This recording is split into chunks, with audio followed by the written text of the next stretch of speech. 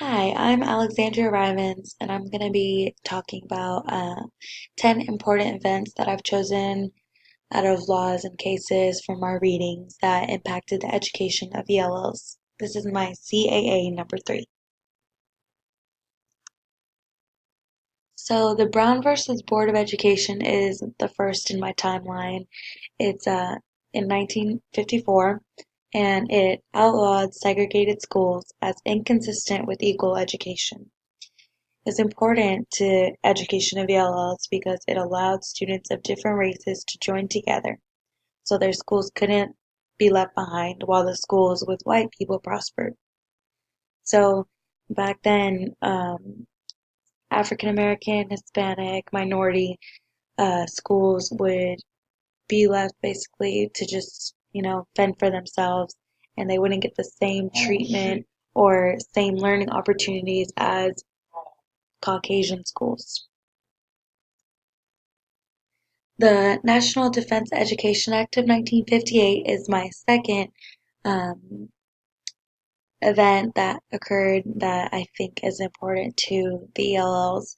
It occurred after the launch of Sputnik, and I think it really caused a focus on funding math, science, and foreign language education. It allowed our students to excel in those domains, which is vital because we use math and science every single day, and foreign language in an English language learner's life is important because they need that foreign language because that isn't foreign to them. The third event I chose was the Civil Rights Act of 1964. It banned race, sex, and national origin discrimination in public facilities, like this bathroom that this man is working on.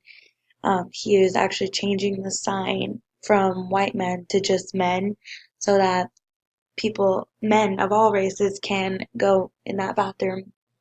And it was important because it allowed students of different races to be allowed to use the same bathrooms, water fountains, and sit in the same sections as each other, which nowadays we think that's silly and that should just come naturally, but really wasn't so natural back then in 1964.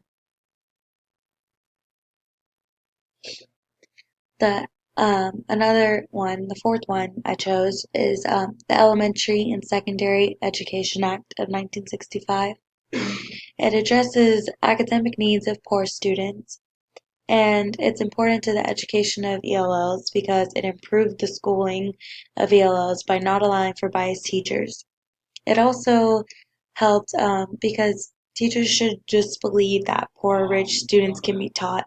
There are plenty of successful lawyers and Supreme Court justices that started out in a poor family, and we shouldn't judge how we teach them, or not how we teach them, but how they're going to learn by how their financial status is. The next one I chose is the Bilingual Education Act, and this occurred in 1968. It assists students with limited English skills, and it's important to the education of ELLs because it authorized resources to support educational programs, train teachers and aides, develop and disseminate instructional materials, and encourage parental involvement. Lau versus Nichols is my sixth choice. It occurred in 1974, and students were placed in mainstream classrooms despite their lack of proficiency in English and were left to just sink or swim. The district even argued that it had done nothing wrong, and more specifically, I read that they said that it was not their fault that the students came in not knowing English, but this little boy, they're taught their language that their parents speak. And they also said that the students received treatment equal to that of other students, but I believe that the word we need to start using is equity, not equality. And students that did not speak English were now required to get extra help. So I believe that this case actually helped so much in our children's learning.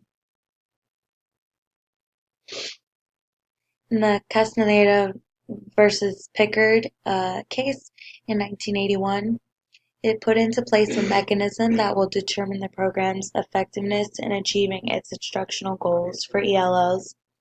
The mechanism must be based on a sound educational theory, and it must be implemented effectively. I believe this is important to education of ELLs because it requires school districts to take appropriate action to overcome language barriers that impede equal participation by its students in its instructional programs.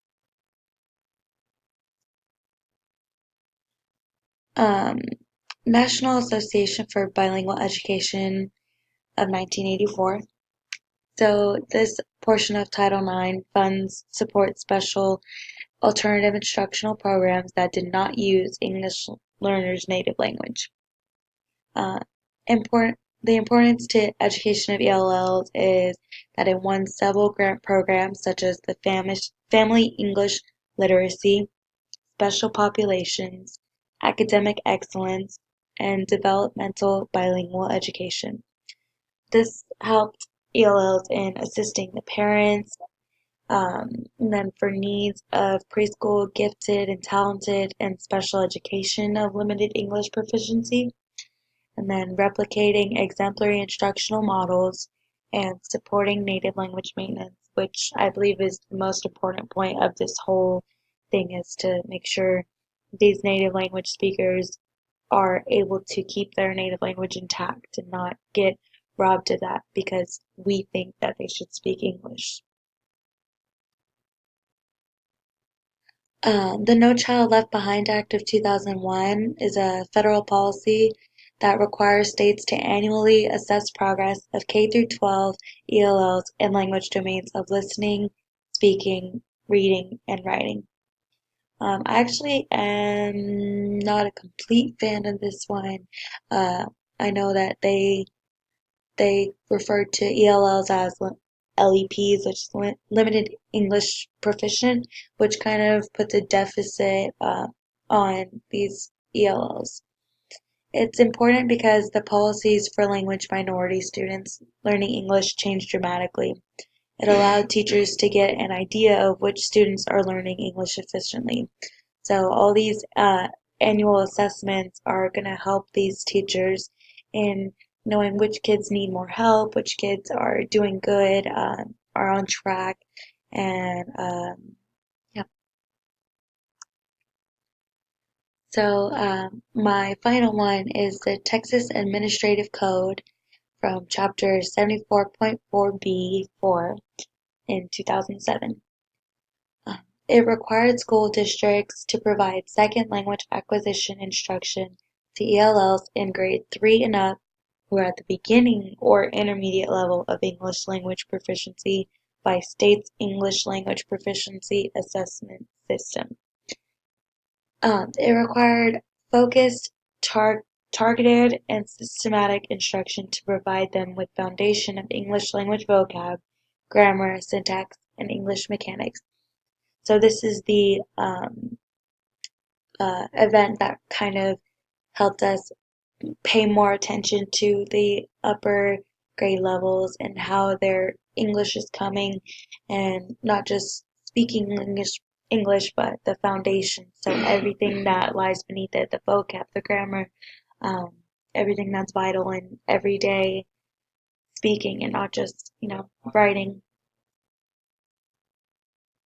These are my references. I use the language development process for beginning and intermediate ELLs from Module 3D, and I used Crawford's The Evolution of Federal Policy, Chapter 5 from Module 3C.